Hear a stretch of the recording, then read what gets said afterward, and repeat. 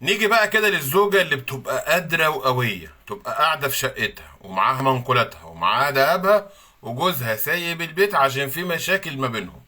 تقوم جاية جري ترفع عليه جنحة تبديد منقولات اللي هي قاعدة عليها، اللي هي في نفس شقة الزوجية، اللي هي ما اتنقلتش من مكانها، اللي هو سايب البيت أصلا وسايب لها الحاجة وهي معاه.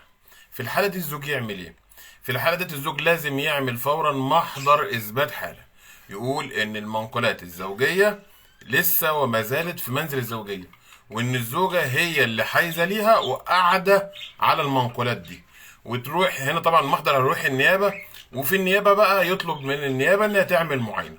النيابة هتكلف حد من الشرطة يطلع على الشقة يعمل معاينة يثبت المنقولات إن هي موجودة وفي حيازة الزوجة. ومش بس كده كمان، لأ، ده يطلب إن يسمع الجيران للشقة ديت اللي هيقولوا وهيأيدوا نفس الكلام، ويجي بقى ياخد صورة طبق الأصل من المحضر دوت ويقدمها في جنحة القايمة اللي مرفوعة عليه عشان ياخد براءة.